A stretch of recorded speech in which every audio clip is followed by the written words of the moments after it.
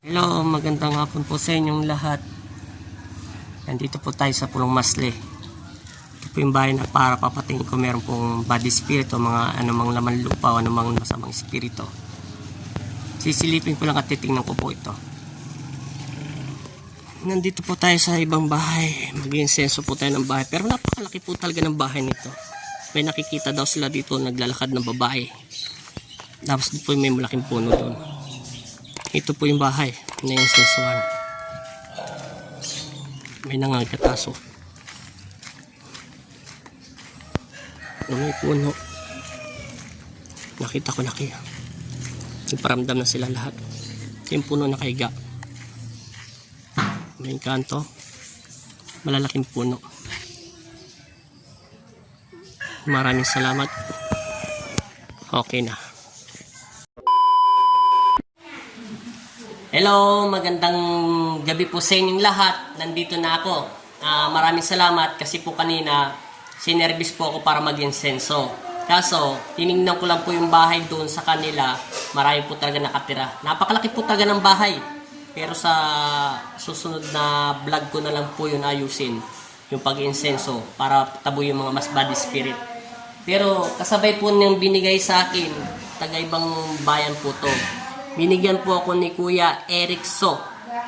Pangalan niya Eric So, Kuya po. Maraming salamat po sa binigay niyo kasi tanda po to daw ng parish nila, sa simbahan nila sa Poblacion, Florida, Pampanga. May certificate po yan. Galing po yan. Ang pari po nila si Father Modesto S. Manalang. At maraming salamat po at binasbasa na po daw ito. Maraming salamat po sa nagbigay nito. 100 years na daw to. At ito daw yung punong nito ay malapit daw sa simbahan. Yung ginawa yung simbahan sa gitna daw to at nasira sa patagal ng panahon ng bagyo. At binigyan po ako ng Apo Kristo. Maraming salamat po. At yung tinignan kong bahay ay napakarami po tagang body spirit. At ito po yung certification. Masaya lang po ako, binigyan po nila ako Apo Kristo. At maraming salamat po at God bless all pala sa pamilya So. God bless all. Mabigat po. Apo Kristo. At mayroon pa pala akong sasabihin po sa inyo.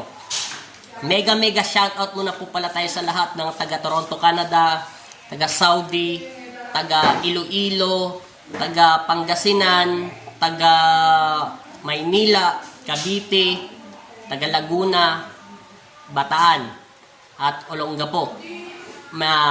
Maraming salamat sa todo support nyo sa panonood sa akin. At God bless all po sa inyong lahat. At pinapanalangin ko na matapos na po ang pandemic nito at pangalawa po yung mga dilubyo nangyari sa mundo sa atin. At ito lang po masasabi ko sa mga iba nagko-comment. Masaya po ako at lagi po kayo nagko-comment doon. Minsan sinasagot ko na po. Huwag niyo po kung tatawagin na maestro. Pag sinabi pong maestro, magaling po yun. At mahusay at bihasa. At master. Ang master ko at ang maestro ko, ang Panginoong Jesus Nazareno. Siya pong may hawak sa akin, ang Panginoong Kristo.